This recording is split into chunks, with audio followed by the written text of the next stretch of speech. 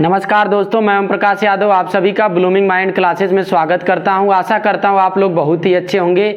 आज की इस वीडियो में मैं चर्चा करने वाला हूं प्रमुख रेखाओं के विषय में, प्रमुख चैनल के विषय में, और कौन सा राज्य किस देश के साथ, किस पड़ोसी देश के साथ अपनी सीमा साझा करता है, और कौन सा राज्य तीन तरफ से किसी देश के साथ सीमा साझा करता है, और भारत के बिल्कुल मध्य से होकर कौन सी रेखा गुजरती है, और जो मानक समय होता है वह कितने राज्यों से होकर गुजरता है। तो इन सभी के विषय में चर्चा किया जाएगा। तो यहाँ आप देख सकते हैं, यहाँ देखिए मैं मैप बनाया हूँ। यहाँ पे आपको पूरा स्पष्ट एक मैप है। यदि आपके पास कोई मैप है तो आप उसको मैप को खोल कर बैठिए, ताकि आपको जितना मैं बता रहा हूँ इसमें अगर थोड़ा मतलब आपको पूरा समझ में आ जाएगा, इतना समझिए। आप अगर मैप के साथ बैठे हुए हैं तो देखिए, सबसे पहले बात किया जाता है, यदि आपसे पूछा जाता है कि भारत में राज्य कितने हैं, राज्य भारत में कितने हैं, तो भारत में 28 राज्य हैं।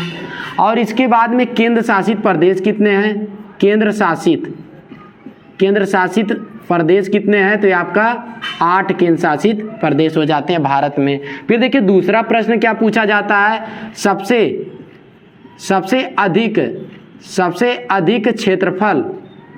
अधिक क्षेत्रफल वाला क्या राज्य। तो सबसे अधिक जो क्षेत्रफल वाला राज्य यदि पूछा जाएगा किसका क्षेत्रफल सबसे ज़्यादा है, तो वो क्या है, राजस्थान है। राजस्थान जो है इसका जो क्षेत्रफल है वो क्या है, सबसे अधिक है। राजस्थान का क्षेत्रफल सबसे ज़्यादा अधिक है। फिर इसके बाद में पूछा जाता है आपसे कि सबसे कम, और दूसरे स्थान पे कौन है, दूसरे स्थान पे हो जाता है आपका एमपी, मध्य प्रदेश होता है। तीसरे स्थान पे होता है एमएच का मतलब महाराष्ट्र होता है।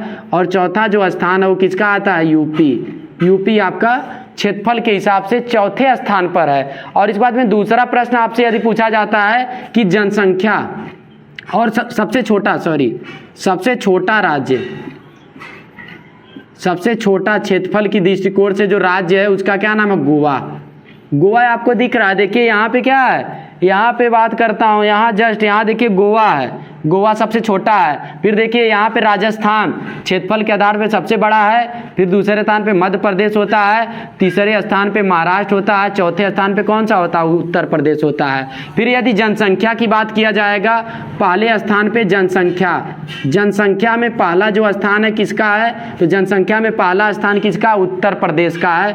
उत्तर प्रदेश का सबसे पहला स्थान है जनसंख्या में। और फिर देखिए यदि राज्यों में ही, मैं भी राज्य की चर्चा कर रहा हूँ, केंद्र शासित प्रदेश की चर्चा नहीं कर रहा हूँ। राज्य में यदि आपसे पूछा जाता है सबसे कम जनसंख्या वाला राज्य कौन सा है, सबसे कम जनसंख्या किसकी है, तो आपका कौन सा होता है, उसका नाम है सिक्किम है। तो सिक्किम देखिए यहाँ पे है, सिक्किम जो है सबसे कम जनसंख्या वाला राज्य है सिक्किम। और देखिए दूसरा प्रश्न एक पूछा जाता है ना कि मतलब ऋणात्मक जनसंख्या हर जगह तो बढ़ती है, ठीक है, लेकिन कहाँ पे जनसंख्या घटी है, तो आपका 2011 की जनगणना के अनुसार तो आपका ये ऋणात्मक जनसंख्या वृद्धि कहाँ की है, नागालैंड। ये आपका होता है नागालैंड। देखिए मैं लिख भी रहा हूँ, बता भी दे रहा हूँ, यहाँ पे आपका है नागालैंड की जो राजधानी है कोहिमा है। सिक्किम की राजधानी क्या है, गंगटोक है। आप मैप लेके भी बैठे होंगे। गोवा की जो राजधानी है वो क्या है, गोवा की राजधानी आपका पणजी है। जो पणजी हो किस नदी के किनारे अवस्थित है, मांडवी नदी के किनारे अवस्थित है। तो देखिए राज्य के विषय में इतना टोटल हो गया। आपसे यदि पूछा जाता है सबसे अधिक क्षेत्रफल वाला राज्य कौन सा है, राजस्थान।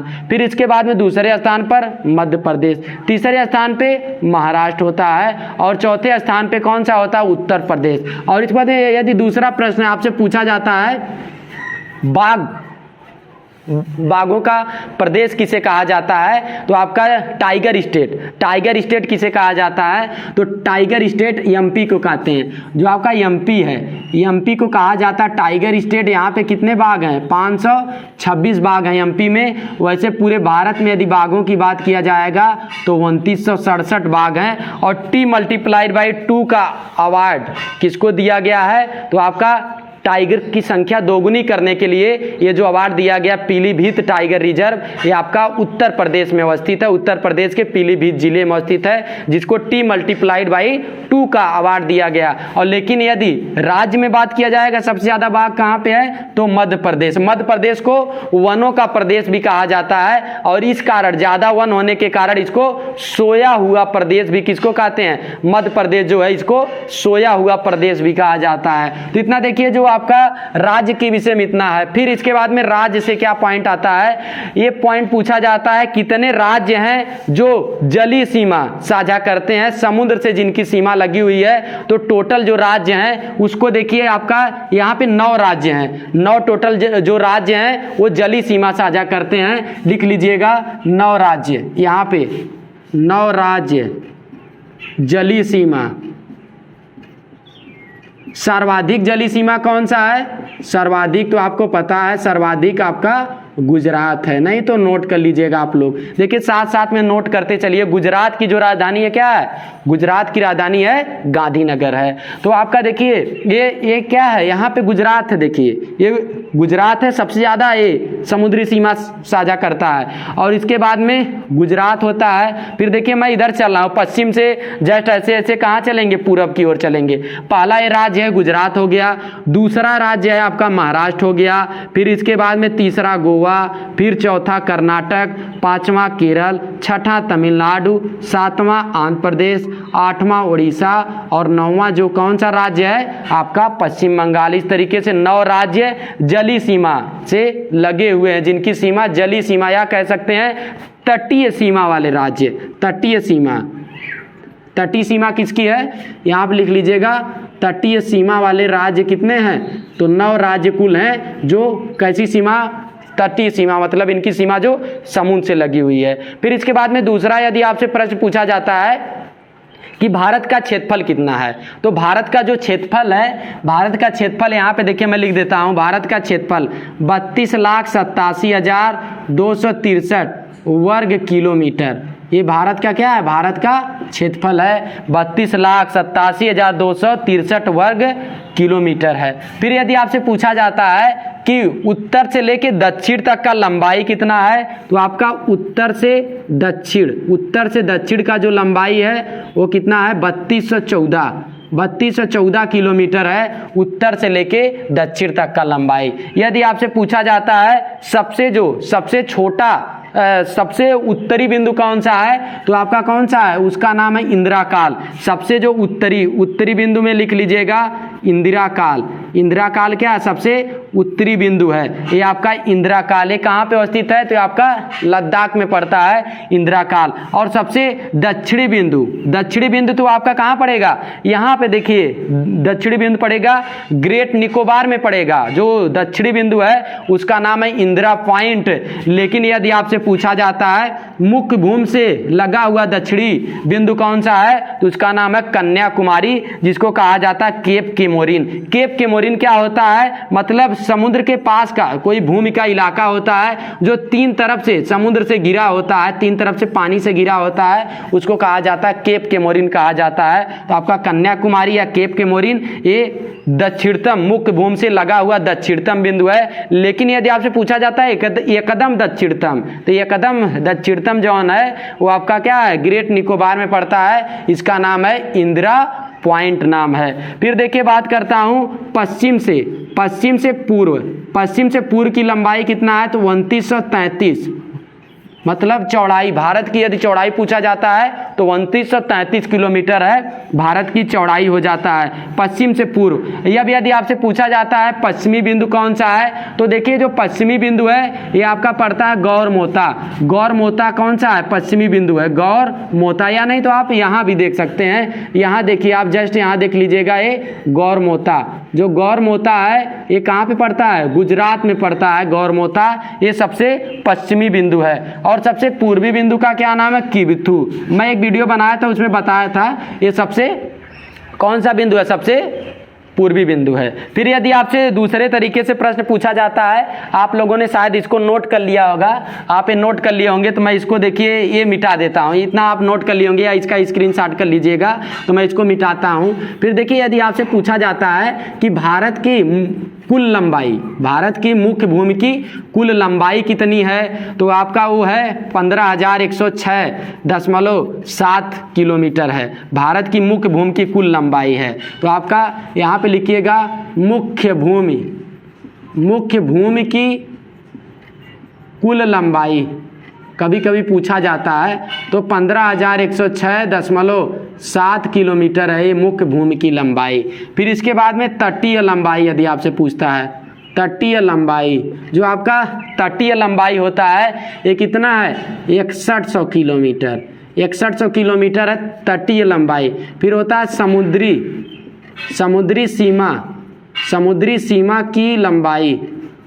तो अब आप देखिए यहाँ 7516.6 किलोमीटर, ये इसलिए हो जाता है ना क्योंकि यहाँ पे भी ये सब भी जोड़ा जाएगा। जो आपका अंडमान निकोबार है इधर समुद्र से घिरा हुआ है, फिर इसके बाद में यहाँ पे देखिए लक्षद्वीप है, ये भी समुद्र से घिरा हुआ है। तो सबका अगर कैलकुलेट किया जाएगा तो कितना होता है? 7516.6 किलोमीटर होता है। फिर इसके बाद में देखिए आपका एक क्षेत्र, सीमा क्षेत्र, तो यहाँ से 5 में जाएंगे 12 किलोमीटर एक होता है। फिर आपका होता है समुद्री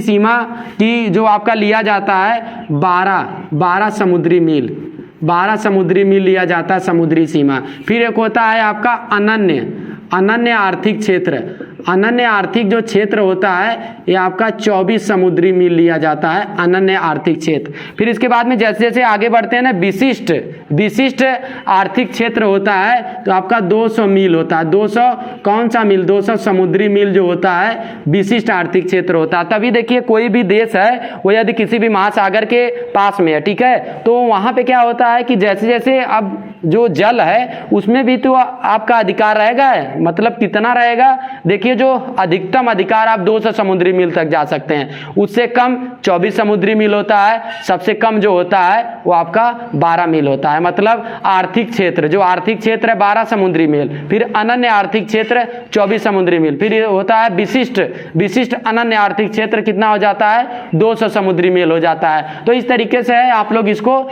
नोट कर लीजिएगा। फिर देखिए मैं दूसरा टॉपिक बताने वाला हूं, इसमें क्या है कि आपका केंद्र शासित प्रदेश के विषय में पहले मैं चर्चा कर लेता हूं। केंद्र शासित प्रदेश, तो अब देखिए जो भारत है उसमें केंद्र शासित जो प्रदेश अभी मैं बताया था 28 राज्य और 8 केंद्र शासित प्रदेश होते हैं। तो सबसे बड़ा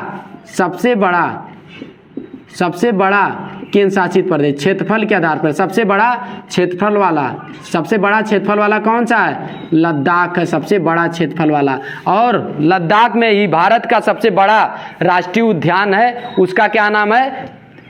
उसका नाम है हेमिस राष्ट्रीय उद्यान। हेमिस जो राष्ट्रीय उद्यान है वो कहाँ पे है? लद्दाख में स्थित है, भारत का सबसे बड़ा राष्ट्रीय उद्यान। और देखिए मैं एक टॉपिक जब राष्ट्रीय उद्यान पढ़ा रहा था तो उसमें आप लोग नोट कर लीजिएगा, विश्व का या भारत का एकमात्र तैरता हुआ राष्ट्रीय उद्यान, उसका क्या नाम है? तो कायबुल लामजाओ राष्ट्रीय उद्यान, जो कहाँ पे अवस्थित है? मणिपुर में अवस्थित है। फिर मैं आपसे एक बात और, अब देखिए जो आपका उसमें आप लोग उस वीडियो को देख लीजिएगा। फिर देखिए बात करता हूँ सबसे बड़ा क्षेत्रफल वाला जो आपका केंद्र शासित प्रदेश है वो लद्दाख है। लद्दाख की दो राजधानी है, एक होता है लेह जो गर्मी में होता है, कारगिल कहाँ पे होता है? ठंडी में राजधानी होता है। फिर इसके बाद में दूसरा बात करता हूँ जनसंख्या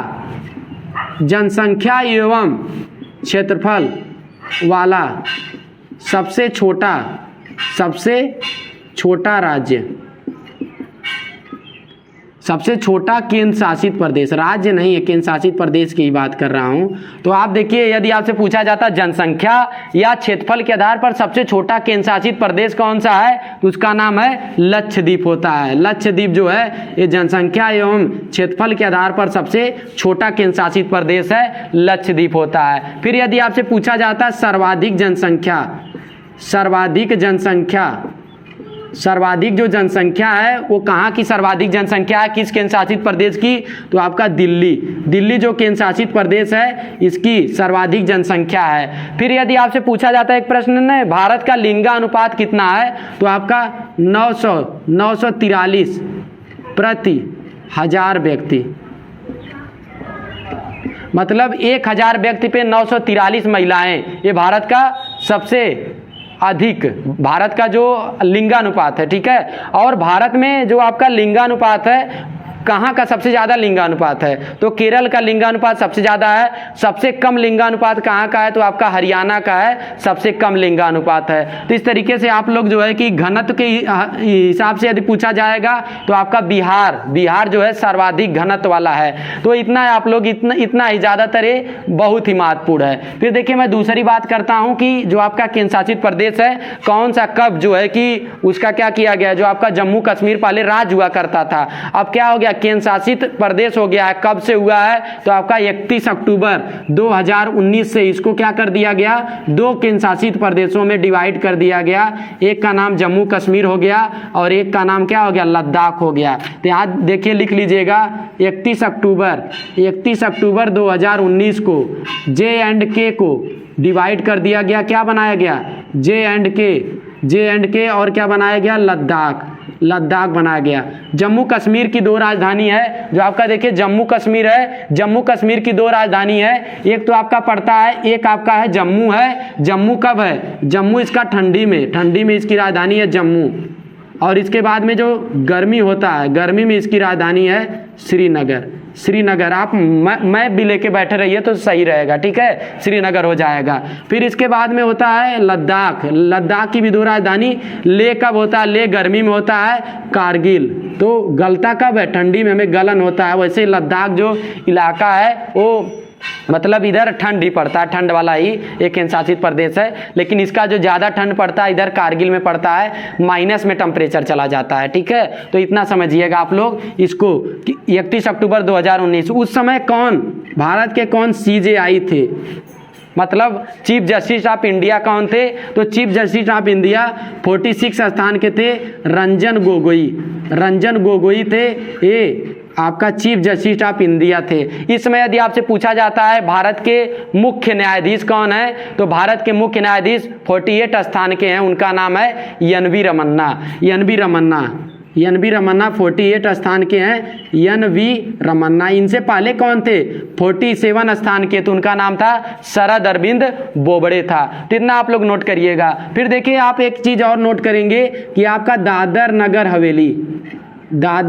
हवेली एवं दमन दीव 26 जनवरी 2020 को इसको एक केंद्र शासित प्रदेश बना दिया गया। यहाँ देखिए दादर एवं नगर हवेली और दमन एवं दीव, ठीक है। थोड़ा सा यदि आपको थोड़ा धुंधला सा दिखेगा तो आप मैप लेके बैठिए, आपको काफ़ी अच्छा समझ में आएगा। इधर देखिए जो गुजरात है, गुजरात से सबसे नीचे आप देखेंगे तो दादर एवं नगर हवेली और दमन दीव रहता है। इसकी राजधानी क्या होता है, तो इसकी राजधानी दमन होता है। कब इसको बनाया गया, 26 जनवरी 2020 को घोषणा कर दिया गया। तो यहाँ पे देखिए आपका 2 केंद्र शासित प्रदेश, ये आपका जो है कि 2 केंद्र शासित प्रदेश इधर हो जाते हैं और इसके बाद में दादर नगर हवेली दमन दीव तीसरा केंद्र शासित प्रदेश हो जाता है। और मैं अभी बताया था कि सबसे छोटा जो जनसंख्या एवं क्षेत्रफल की दृष्टिकोण से केंद्र शासित प्रदेश है उसका क्या नाम है, लक्षद्वीप है। तो यहाँ पे कितने हो जाएंगे, यहाँ पे आपका 3 केंद्र शासित प्रदेश हो जाएंगे।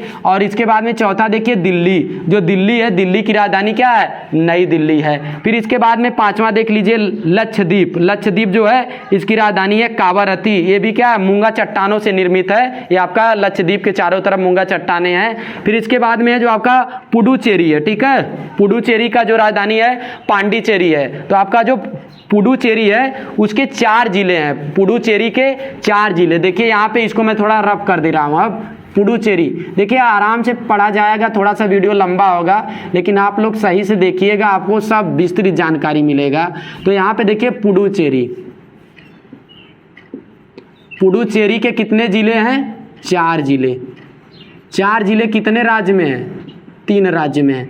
3 राज्य में है, 4 जिले हैं। पहला जिला है आपका देखिए यहाँ पे पहला जिला कौन सा है, माहे। पहला जिला है माहे कहाँ पे है, माहे आपका है केरल में।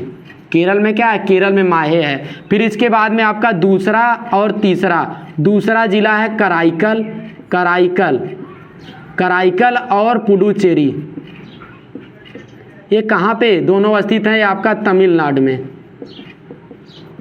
और चौथा जो है देखिए यहाँ पे आप देख सकते हैं मैप, यदि आप खोले हैं तो आपका है देखिए एक कराईकल जस्ट नीचे है और पुडुचेरी है जो आपका क्या ऊपर है, 2 जिले, एक कौन सा राज्य है, तमिलनाडु है, तो यहाँ पे तमिलनाडु हो जाएगा। फिर इसके बाद में जो चौथा जिला आता है, चौथा जिला देखिए आप यनम हो जाएगा, यहाँ पे क्या लग जाएगा, आंध्र प्रदेश लग जाएगा। तो आपका चौथा जिला जो होता है यनम कहाँ पे पड़ता है, तो आपका आंध्र प्रदेश। यनम कहाँ पड़ेगा, तो यनम आपका आंध्र प्रदेश में पड़ता है। तो इतना आपको याद रखना है। और देखिए यदि मैं आपसे एक बात और चर्चा करता हूँ कि यहाँ पे जो गुजरात है, ठीक है, गुजरात में जो बंदरगाह का नाम था मैं उसका बताया था, उसका क्या नाम था, पंडित दीनदयाल उपाध्याय उसका नाम कर दिया, कांडला बंदरगाह, जिसका नाम क्या कर दिया गया, पंडित दीनदयाल उपाध्याय बंदरगाह। और इसके बाद में जो महाराष्ट्र होता है, महाराष्ट्र में 2 बंदरगाह हैं, एक है आपका मुंबई बंदरगाह और एक है नाहवा सोवा बंदरगाह। फिर देखिए यहाँ पे है गोवा में है मार्मा गोवा बंदरगाह है। फिर इसके बाद में कर्नाटक आता है, कर्नाटक जो है यहाँ पे क्या है, न्यू मंगलूर बंदरगाह है। और इसके बाद में जो केरल है, केरल जो है यहाँ पे क्या है, कोचीन बंदरगाह, जो कहाँ पे अवस्थित है, केरल में अवस्थित है। फिर तमिलनाडु में आपका 3 तूतीकोरिन, यन्नौर, तमिलनाडु में 3 बंदरगाह है, तूतीकोरिन है, यन्नौर है और एक आपका चेन्नई बंदरगाह है। फिर इसके बाद में यदि आपसे पूछा जाता है कि भारत का सबसे गहरा एवं प्राकृतिक बंदरगाह का क्या नाम है, तो उसका नाम है विशाखापत्तनम बंदरगाह और वो कहाँ पे अवस्थित है, वो आपका आंध्र प्रदेश में अवस्थित है। फिर इसके बाद में है आपका कौन सा बंदरगाह, आपका पारादीप बंदरगाह कहाँ पे अवस्थित है, उड़ीसा में अवस्थित है। और इसके बाद में ये सभी देखिए, ये तो अरब सागर है, ठीक है, भारत का जो पश्चिमी इलाका इधर, ठीक है, पश्चिम की तरफ इधर, पश्चिम और एक तरीके से कह लीजिए पश्चिम और दक्षिण, ठीक है, पश्चिम और दक्षिण का जो इलाका है इधर अरब सागर है। और एकदम भारत के एकदम दक्षिण में कौन सा सागर है, तो हिंद महासागर है, भारत के एकदम दक्षिण में हिंद महासागर है। और भारत का जो आपका दक्षिण और पूर्वी जो क्षेत्र रहता है, यहाँ पे क्या रहता है, यहाँ पे है आपका बंगाल की खाड़ी। तो देखिए जो आपका कुछ इधर के बंदरगाह हैं अरब सागर की ओर हैं और इधर के जो बंदरगाह हैं वो आपका किधर हैं, बंगाल की खाड़ी की ओर हैं। और आपसे यदि पूछा जाता है कौन सा ऐसा बंदरगाह है जो नदीय बंदरगाह है, तो उसका क्या नाम है, यहाँ पे देखिए हल्दिया बंदरगाह है, हल्दिया रिफाइनरी भी एक है पश्चिम बंगाल में, यहाँ पे हल्दिया बंदरगाह कौन सी नदी है, तो आपका ये हुगली नदी पे अवस्थित है। कौन सा बंदरगाह, हल्दिया बंदरगाह है। तो इतना आप लोग इसको अच्छे से नोट कर लीजिएगा। फिर देखिए यदि आपसे पूछा जाता है भारत की मानसून कैसा है, भारत का मानसून, भारत की जलवायु कैसी है, भारत की जलवायु कैसी है, तो भारत की जलवायु मानसूनी जलवायु है। भारत की जो जलवायु हो कैसी है, भारत की जलवायु मानसूनी जलवायु है। और इसके बाद में यहाँ देखिए ये कौन सा है, ये आपका कोरोमंडल तट होता है, ठीक है। और इधर कौन सा तट होता है, इधर मालाबार तट होता है, ठीक है, इधर काठियावाड़ होता है और यहाँ पे उत्कल तट होता है। और आपसे यदि पूछा जाता है कि जो भारत में 2 तरीके से मानसून देखिए आता है, एक आता है उत्तर पश्चिमी मानसून आता है, ठीक है, एक उत्तर पश्चिमी मानसून आता है और एक आता है उत्तर पूर्वी मानसून आता है। तो भारत में जो अधिकांश वर्षा होती है किस मानसून के कारण होता है, तो भारत में अधिकांश वर्षा होती है उत्तर पश्चिम जो मानसून होता है उसके कारण भारत में अधिकांश वर्षा होती है। मानसून का भी मैं वीडियो एक बनाया हूं जलवायु का, ठीक है, उसका लिंक मैं डिस्क्रिप्शन बॉक्स में दे दूंगा, तो वहां से जाके आप लोग विजिट कर सकते हैं। फिर देखिए मैं बात करता हूं कि आपका कौन सा तट है, ठीक है, जब मानसून लौटता है तब कहाँ पे बारिश होती है, दिसंबर, ठीक है, मानसून लौटा है। अभी देखिए जो बारिश हो रही है ना उत्तर पश्चिमी मानसून की वजह से, लेकिन जब ठंडी में थोड़ा मोड़ा मान लीजिए बारिश हो गई बाय द वे हम लोगों की तरफ, वैसे होती नहीं है दिसंबर में बारिश, लक बाई चांस हो गया, ग्लोबल वार्मिंग चल ही रहा है, सब कुछ इधर उधर लगा हुआ है, बारिश वारिश हो जा रही है, बिना मौसम की बारिश हो जा रही है।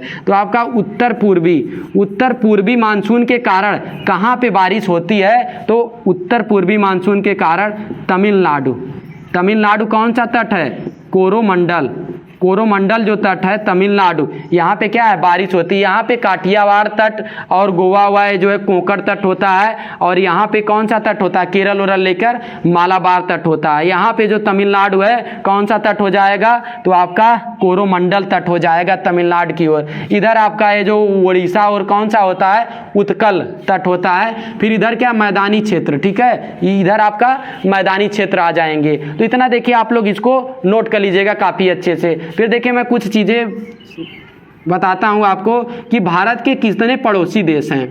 पहले देखिए चैनल की बात करता हूँ, छोड़िए पड़ोसी देश की बात नहीं करता हूँ, पहले मैं चैनल की बात करता हूँ। कौन सा चैनल कहाँ पे है, ठीक है। तो आप देखिए लिखिएगा, जो महत्वपूर्ण चैनल की बात मैं कर रहा हूँ। यहाँ पे देखिए 8 डिग्री चैनल मालदीव और मिनिकॉय के बीच में, यहाँ पे लिख लीजिएगा 8 degree, 8 degree channel. 8 degree channel किसके बीच में है, तो आपका है मालदीव एवं मिनिकॉय। मालदीव एवं जो मिनिकॉय है इसके बीच में क्या है, 8 डिग्री जो चैनल है मालदीव और मिनिकॉय के बीच में है। फिर इसके बाद में 9 डिग्री चैनल किसके बीच में है, तो आपका देखिए 8 डिग्री तो यहाँ हो गया, और जो 9 डिग्री चैनल होता है वो आपका यहाँ देखिए है मिनिकॉय और ये कौन सा, लक्षद्वीप। 9 डिग्री आप मैप यदि लिए होंगे तो आपको स्पष्ट दिख रहा होगा उसमें, तो आपका मिनिकॉय और क्या है, लक्षद्वीप के मध्य में 9 डिग्री चैनल। 9 डिग्री जो चैनल है कहाँ,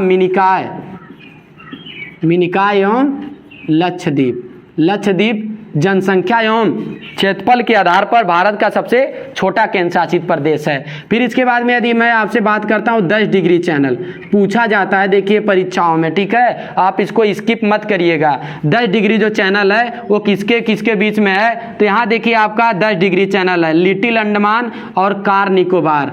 little Andaman and car Nicobar, ये जो होता है इसके बीच में कितना डिग्री चैनल है, तो आपका 10 डिग्री चैनल है लिटिल अंडमान एवं कार निकोबार। फिर आपसे यदि पूछा जाता है मन्नार की खाड़ी कहाँ पे अवस्थित है, तो जो मन्नार की खाड़ी है वो आपका दक्षिण पूर्वी क्या, तमिलनाडु, दक्षिण पूर्वी तमिलनाडु, और इसके बाद में आपका श्रीलंका। दक्षिण पूर्वी तमिलनाडु और श्रीलंका के बीच में क्या अवस्थित है, मन्नार की खाड़ी अवस्थित है। पाक जल संधि किसके बीच में अवस्थित है, तो लिखेंगे भारत एवं श्रीलंका के मध्य में क्या अवस्थित है, पाक जल संधि भारत एवं श्रीलंका के मध्य में अवस्थित है। फिर यदि आपसे पूछा जाता है कि मैकमोहन रेखा किसके बीच में अवस्थित है, तो मैकमोहन रेखा भारत एवं जो चीन है, ठीक है, भारत एवं जो चीन होता है वो उसके बीच में क्या है, मैकमोहन रेखा अवस्थित है। देखिए आपको थोड़ा पढ़ते नीरस टाइप का लग रहा होगा, लेकिन आप क्या पढ़ते रहिए, ठीक है। पढ़ेंगे तो आपको सेल्फ मोटिवेशन आएगा ना, दूसरा मोटिवेशन देगा तब नहीं पढ़ेंगे, ठीक है। तो वही बात है कि क्यों डरे कि ज़िंदगी में क्या होगा, हर वक्त क्यों सोचे बुरा होगा, बढ़ते रहे मंजिल की तरफ, कुछ भी ना मिला तो क्या हुआ, तजुर्बा तो नया होगा, ठीक है। ये बात देखिए सबके जीवन में लागू होता है। आप यदि पहली बार पढ़ रहे हैं ना तो आपको थोड़ा बहुत आएगा, ठीक है। जब आप दूसरी बार पढ़ेंगे ना तो आपको थोड़ा बहुत पढ़े हैं, ठीक है। आपको शुरू नहीं करना है, मतलब हमेशा शुरुआत जीरो से नहीं होती है। शुरुआत कहाँ होती है, जब जीरो शुरुआत हो जाती है इसके बाद में अनुभव से शुरुआत होती है, ठीक है। तो आप पढ़ते रहिए, आपको चीज़ें नहीं समझ में आ रही पढ़िए, ठीक है। आज नहीं तो कल नहीं तो परसों जरूर आएगी, इतना समझ लीजिए, ठीक है। तो यहाँ पे है पाक जल संधि आपका किसके बीच में, भारत एवं श्रीलंका। पाक से मत समझ लीजिएगा पाकिस्तान, ठीक है। और मैकमोहन रेखा भारत और किसके बीच में, भारत एवं चीन के बीच में है। कौन सी रेखा, मैकमोहन रेखा। फिर इसके बाद में यदि आपसे पूछा जाता है रेड क्लिफ रेखा, तो आपका रेड क्लिफ रेखा किसके बीच में है, तो आपको पता है रेड क्लिफ रेखा भारत और ये जो आपका पाकिस्तान है, भारत एवं पाकिस्तान के बीच में क्या अवस्थित है, रेड क्लिफ रेखा अवस्थित है, ठीक है। तो इस तरीके से आपका देखिए यहाँ पे इसको रेड क्लिफ जो रेखा है, ठीक है, यहाँ लिख लीजिएगा रेड क्लिफ रेखा। रेड क्लिफ जो रेखा है वो किसके बीच में अवस्थित है, तो आपका भारत एवं क्या है, पाकिस्तान हो जाता है। तो इतना आप लोग नोट कर लिए होंगे। फिर देखिए मैं इसको रब कर देता हूँ। फिर मैं बात करता हूँ भारत के पड़ोसी देश। भारत के कुल कितने पड़ोसी देश हैं, तो भारत के कुल 9 पड़ोसी देश हैं, जिसमें जो 7 पड़ोसी देश हैं वो आपका स्थलीय सीमा साझा करते हैं, और जो 2 पड़ोसी देश हैं वो कौन सी सीमा साझा करते हैं, वो आपका जलीय सीमा साझा करते हैं। तो भारत का सर्वाधिक सीमा साझा करने वाला, इस तरीके से प्रश्न पूछा जाता है, सर्वाधिक सीमा साझा करने वाला आपका कौन सा पड़ोसी देश है जो भारत के साथ सर्वाधिक सीमा साझा करता है, तो 4096 किलोमीटर, 4096 किलोमीटर की सीमा साझा करता है कौन, बांग्लादेश। बांग्लादेश की प्रधानमंत्री का क्या नाम है? शेख हसीना।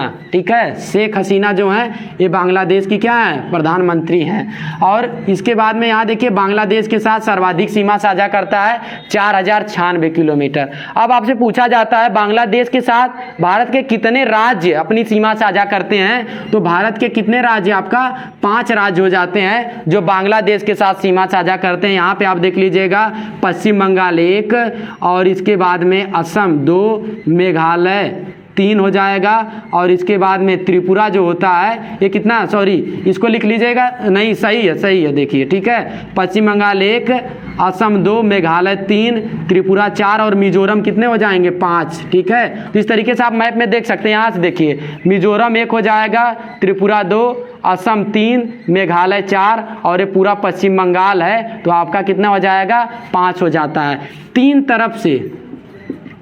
तीन तरफ से बांग्लादेश से कौन घिरा हुआ है? तो 3 तरफ से त्रिपुरा का मतलब होता है 3। ठीक है, आपको देखिए त्रिपुरा, तो आप समझिएगा इसी में 3 आ रहा है, तो 3 तरफ से कौन गिरा है? त्रिपुरा 3 तरफ से किससे गिरा है? बांग्लादेश से गिरा है। फिर देखिए जो पश्चिम बंगाल है, ठीक है, पश्चिम बंगाल में आपका सबसे पहले जीआई टैग, ठीक है, एक करंट अफेयर का क्वेश्चन है, सबसे पहला जो जीआई टैग दिया गया था वो किसको दिया गया था? जो जीआई टैग होता है वो आपका 10 वर्षों के लिए दिया जाता है। जीआई टैग का मतलब होता है भौगोलिक सूचकांक। तो आपका जीआई टैग दिया गया सबसे पहले दार्जिलिंग की चाय को दिया गया था। दार्जिलिंग कहाँ पे है? पश्चिम बंगाल में अवस्थित है। तो आपका जो जीआई टैग का अधिनियम यदि आपसे पूछा जाता है तो 1999 का अधिनियम होता है, और जीआई टैग कब से लागू होता है? तो 2003 से जीआई टैग लागू हो जाता है। तो यहाँ देखिए आपका ये देखिए, ये इसको कहा जाता है चिकन नेक कहा जाता है। चिकन नेक का मतलब है आपका सिलीगुड़ी कॉरिडोर। ठीक है, सिलीगुड़ी जो कॉरिडोर होता है ये क्या करता है? यहाँ से यदि ब्लॉक कर दिया जाए तो आप ये जो पूर्वी राज्य हैं यहाँ पे नहीं जा पाएंगे। ठीक है, और जो पूर्वी राज्य 7 जो पूर्वी राज्य हैं इनको 7 सिस्टर के नाम से जाना जाता है, 7 बहनें। तो इनका नाम क्या क्या है? तो आपका एक असम है, दूसरा मेघालय, तीसरा अरुणाचल प्रदेश, चौथा नागालैंड, मणिपुर 5वां, मिजोरम 6ठा और त्रिपुरा क्या हो जाएगा? 7वां हो जाएगा। फिर देखिए बात करता हूँ सबसे कम सीमा कौन साझा करता है? सबसे कम सीमा साझा करने वाला पड़ोसी देश 106 किलोमीटर की सीमा साझा करता है। ये कौन सीमा साझा करता है? तो इसका नाम है आपका अफगानिस्तान। जो अफगानिस्तान है, वैसे तो नॉर्मली देखा जाएगा अफगानिस्तान भारत के साथ सीमा साझा नहीं करता है, लेकिन यहाँ पे पीओके है। ठीक है, ये जो गिलगित बाल्टिस्तान है, इधर आपका ये जो पीओके है, तो पाक एक्युपाइड जो कश्मीर है, पाक अधिकृत कश्मीर, तो पाकिस्तान का था मेरा हिस्सा वैसे, लेकिन ये भारत का हिस्सा है। ठीक है, तो आपका ये अभी विवादित जमीन है, लेकिन अगर देखा जाएगा वैसे लिया जाएगा तो 106 किलोमीटर की सीमा साझा करता है भारत। किसके साथ? अफगानिस्तान के साथ साझा करता है। अफगानिस्तान की राजधानी आपको पता है, देखिए यहाँ पे क्या है? काबुल है। फिर इसके बाद में बात करता हूँ आपका चीन जो है, चीन भारत के कितने राज्य के साथ सीमा साझा करता है? तो ये भी चीन जो है भारत के 5 राज्य के साथ सीमा साझा करता है। इसको आप देखिए लिख लीजिएगा, 5 राज्य, इसमें केंद्र शासित प्रदेश भी हैं। ठीक है, केंद्र शासित प्रदेश और राज्य को मिलाकर कितने से? 5 से। ठीक है, तो आपका यहाँ पे देखिए लद्दाख 1 हो जाएगा, हिमाचल प्रदेश 2, उत्तराखंड 3 हो जाएगा, सिक्किम 4 हो जाएगा, अरुणाचल प्रदेश 5 हो जाएगी। इस तरीके से अगर लिखना होगा तो 4 राज्य और एक केंद्र शासित प्रदेश, 4 राज्य और एक केंद्र शासित प्रदेश से सीमा कौन साझा करता है? तो चीन। इस तरीके से 5 से कौन साझा करता है? चीन। फिर इसके बाद में पाकिस्तान, जो धोखेबाज पाकिस्तान है, तो आपका ये जो धोखेबाज पाकिस्तान है ये भी 5 राज्य के साथ, मतलब पड़ोसी देश और राज्य, वैसे कितने राज्य? गुजरात 1, राजस्थान 2, पंजाब 3 राज्य होता है, और 2 के शासित प्रदेश जम्मू कश्मीर एंड लद्दाख। तो आपका ये भी 5 से कौन सीमा साझा करता है? पाकिस्तान, चीन और इसके बाद में बांग्लादेश। ये सभी क्या है? 5 जो भारत के राज्य केंद्र शासित प्रदेश मिला के इनसे सीमा साझा करते हैं। फिर देखिए बात करता हूँ भूटान कितने सीमा साझा करता है? तो भूटान आपका 1 हो जाएगा, 2 सिक्किम से साझा करता है सीमा, पश्चिम बंगाल से सीमा साझा करता है, असम से और अरुणाचल प्रदेश से। तो आपका जो भूटान है, भूटान कितने सीमा साझा करेगा? 4 से साझा करेगा। फिर इसके बाद में बात करता हूँ आपका म्यांमार, नई पाई ताव, ठीक है। तो इसका राजधानी क्या है, नई पाई ताव।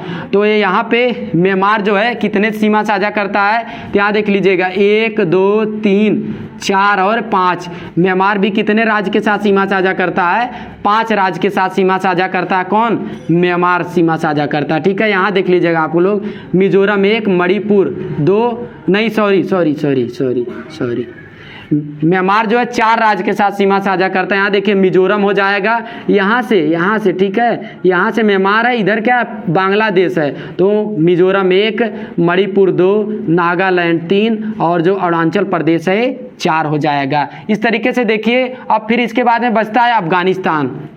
अफगानिस्तान जो है, अफगानिस्तान कितने के साथ सीमा साझा करता है, तो एक केंद्र शासित प्रदेश, वो भी कौन सा, लद्दाख वाला है। तो यहाँ देखिए आप लोग काउंट कर लीजिए, बांग्लादेश 1 हो जाएगा और इसके बाद में आपका अफगानिस्तान 2 हो जाएगा, चीन 3, पाकिस्तान 4, भूटान 5, म्यांमार 6, ठीक है, 6 हो जाएगा। और नेपाल, यहाँ पे देखिए नेपाल कितने राज्य के साथ सीमा साझा करता है, गिन लेते हैं। उत्तराखंड 1 हो जाएगा, उत्तर प्रदेश 2, बिहार 4 हो जाएगा, बिहार 3 और पश्चिम बंगाल 4 और सिक्किम 5। तो इस तरीके से आपका 5 राज्य के साथ सीमा कौन साझा करता है, तो आपका कौन साझा करता है, नेपाल। 5 राज्यों से सीमा साझा करने वाले नेपाल 1 हो जाएगा। देखिए पाकिस्तान 1 हो जाएगा, चीन 2 हो जाएगा, नेपाल 3 हो जाएगा, बांग्लादेश 4 हो जाएगा, ठीक है। ये सभी जो 4 पड़ोसी देश हैं वो 5 के साथ सीमा साझा करते हैं, 5 राज्यों के साथ। और म्यांमार कितने से, 4 के साथ। भूटान भी 4 के साथ साझा करता है। और जो अफगानिस्तान है वो कितने के साथ साझा करता है, तो 1 जो केंद्र शासित प्रदेश है उसके साथ सीमा साझा करता है। और इस तरीके से यदि पूछा जाता है कि भारत की स्थलीय सीमा साझा करने वाले जो पड़ोसी देश हैं उनकी संख्या कितनी है, तो 7 संख्या है। पाकिस्तान 1, अफगानिस्तान 2, चीन 3, नेपाल 4, भूटान 5, बांग्लादेश 6 और म्यांमार जो है वो 7 होता है। इस तरीके से 7 जो पड़ोसी देश हैं वो स्थलीय सीमा साझा करते हैं। और जलीय सीमा साझा करने वाले जो पड़ोसी देश हैं, तो यहाँ देखिए आपका, यहाँ पे भी आप देख सकते हैं जलीय सीमा साझा करने वाला पाक जल संधि से कौन जुड़ा है, तो आपका श्रीलंका जो है ये पाक जल संधि के साथ भारत से जुड़ा हुआ है। और मालदीव और मिनिकॉय के बीच में 8 डिग्री चैनल है, मालदीव भी क्या है, जलीय सीमा साझा करता है। इस तरीके से 2 जो देश हैं वो जलीय सीमा साझा करते हैं। श्रीलंका की 2 राजधानी है, श्री जयवर्धनेपुरम कोट्टे और कोलंबो है। और जो मालदीव की राजधानी है क्या है, माले है। तो इस तरीके से आपको याद हो गया होगा। और आपको यहाँ पे राजधानी अफगानिस्तान की काबुल, पाकिस्तान की इस्लामाबाद, चीन की बीजिंग होता है, नेपाल की काठमांडू और बांग्लादेश की ढाका और इसके बाद में भूटान की थिम्पू, म्यांमार का नई पीदा, ठीक है, या नई पाईता आप कह सकते हैं। तो इस तरीके से आपको इतना जानकारी मिल गया होगा। फिर देखिए मैं बात करता हूं भारत के जो राष्ट्रीय चिन्ह होते हैं उनकी चर्चा करता हूं। और इसके बाद यदि आपसे पूछा जाता है भारत में द्वीपों की संख्या कितना है, तो 1024 कितने, भारत में 1024 द्वीप हैं। फिर एक बात है, मैं ज्वालामुखी वाले वीडियो में बताया था कि भारत के एकमात्र सक्रिय ज्वालामुखी कौन सा है, तो बैरन जो ज्वालामुखी और भारत के एकमात्र सक्रिय ज्वालामुखी है जो बैरन द्वीप में अवस्थित है, अंडमान निकोबार का हिस्सा है। और इसके बाद में सुषुप्त ज्वालामुखी का क्या नाम है भारत के, तो उसका नाम है नारकोंडम है, जो भारत का क्या है, भारत का सुषुप्त ज्वालामुखी है। इस तरीके से भारत में 2 ज्वालामुखी हैं, एक सक्रिय ज्वालामुखी बैरन है और इसके बाद में एक सुषुप्त ज्वालामुखी जिसका नाम क्या है, नारकोंडम है। और पूछा जाता है अंडमान निकोबार जो है उसकी राजधानी किस द्वीप पर अवस्थित है, तो अंडमान निकोबार की राजधानी दक्षिणी अंडमान पर अवस्थित है, जो आपका पोर्ट ब्लेयर है। अंडमान निकोबार की राजधानी क्या है, पोर्ट ब्लेयर है। और जो लक्षद्वीप है, लक्षद्वीप की राजधानी क्या है, कावारती है। तो आपको राजधानी वैसे याद होगा, तो राजधानी के विषय में चर्चा नहीं करता हूं। यहाँ पे यदि आपसे पूछा जाता है कि भारत में कुल कितने बंदरगाह हैं, तो भारत में 13 बंदरगाह हैं। भारत में जो प्रमुख बंदरगाहों की बात किया जाएगा, भारत में कुल 13 बंदरगाह हैं। और भारत में राष्ट्रीय उद्यान कितने हैं, तो अब शायद 107 हो गया है। अभी जो नवीनतम राष्ट्रीय उद्यान है उसका नाम है देहिंग पटकई। जो असम में राष्ट्रीय उद्यान है तो आपका है देहिंग पटकई राष्ट्रीय उद्यान, जो अभी नवीनतम बना है। और भारत का सबसे प्राचीन राष्ट्रीय उद्यान जिसका नाम इस समय है रामगंगा राष्ट्रीय उद्यान। शुरू में उसका नाम था हेली नेशनल पार्क, फिर जिम कार्बेट। अब उसमें क्या है, उसमें से रामगंगा नदी बीच से निकलती, इसीलिए उसका नाम रामगंगा। और सबसे बड़ा राष्ट्रीय उद्यान कौन सा है, हेमिस राष्ट्रीय उद्यान है। सबसे छोटा राष्ट्रीय उद्यान तो आपका ये कौन सा है, साउथ बटन राष्ट्रीय उद्यान है, सबसे छोटा जो राष्ट्रीय उद्यान है। और झांसी की रानी और इसके बाद में महात्मा गांधी राष्ट्रीय उद्यान, ये सभी कहां पे अवस्थित हैं, अंडमान निकोबार में। एकमात्र तैरता हुआ राष्ट्रीय उद्यान वो कौन सा है, कायबुल लामजाओ राष्ट्रीय उद्यान मणिपुर में अवस्थित है। राष्ट्रीय उद्यान का मैं वीडियो बनाया, वहां से आप देख सकते हैं। अब देखो मैं बात करता हूं भारत का राष्ट्रीय चिन्ह क्या है। राष्ट्रीय चिन्ह आपका है अशोक स्तंभ। अशोक स्तंभ क्या है, राष्ट्रीय चिन्ह है। इसमें 4 बाघ 4 तरफ से लगे हुए हैं। फिर इसके बाद में है राष्ट्रीय वाक्य। राष्ट्रीय वाक्य क्या है, तो सत्यमेव जयते। सत्यमेव जयते क्या है, भारत का राष्ट्रीय वाक्य। कहाँ से लिया गया है, तो मुंडकोपनिषद। मुंडकोपनिषद से क्या लिया गया है, भारत का राष्ट्रीय वाक्य लिया गया है, मुंडकोपनिषद से लिया गया है। फिर इसके बाद में यदि पूछा जाता है भारत का राष्ट्रीय वृक्ष, राष्ट्रीय वृक्ष का क्या नाम है, बरगद है। और इसके बाद में राष्ट्रीय पुष्प का क्या नाम है, कमल है। और इसके बाद में यदि आपसे पूछा जाता है राष्ट्रीय मिठाई क्या है, चटैया जलेबी। ठीक है, चुटैया जलेबी नहीं, एक चुटैया जलेबी भी होती है, तो आपका होता है जलेबी। कौन सी जलेबी, चटैया जलेबी। और राष्ट्रीय पशु क्या है, राष्ट्रीय पशु बाघ है। इसके बाद में यदि आपसे पूछा जाता है राष्ट्रीय गीत का क्या नाम है, तो राष्ट्रीय गीत है जनगण मन। राष्ट्रीय गीत का नाम है वंदे मातरम। वंदे मातरम कहाँ से लिया गया, आनंद मठ। और इसको किसने लिखा है, तो बंकिम चंद्र चटर्जी जी ने इसको लिखा है। और कितने सेकंड में गाया जाता है, तो 65 सेकंड में इसको गाया जाता है। कौन, जो राष्ट्रीय गीत होता है। और इसके बाद में राष्ट्रीय गान की यदि मैं बात करता हूँ, राष्ट्रीय गान 52 सेकंड में गाया जाता है। और जो राष्ट्रीय गान है कहाँ से लिया गया है, गीतांजलि। जो गीतांजलि है इसी के लिए साहित्य का जो नोबेल पुरस्कार 1913 में रविंद्रनाथ टैगोर जी को दिया गया था। रविंद्रनाथ टैगोर भारत का जो राष्ट्रीय क्या है, राष्ट्रीय गान है जनगण मन से लिया गया है। तो इतना देखिए, भारत में कुल द्वीप कितने हैं, तो भारत में जो निर्जन सहित कुल द्वीपों की संख्या कितना है, 1204 है। और इसके बाद में लिपि, देखिए लिपि लिखना है। लिपि कौन सी है, देवनागरी। और देखिए कल मैं एक वीडियो बनाया था किसका, सिंधु घाटी सभ्यता का, तो उसका यदि आपको लिपि पूछा जाता, भाव चित्रात्मक लिपि था। ठीक है, उसमें लोग उतना लिखना उतना नहीं जानते थे, भाव के आधार पर ही करते थे। और इस बार लिखते भी थे तो कैसे लिखावट थी उनका, दाएं से बाएं, फिर बाएं से किधर जाते थे,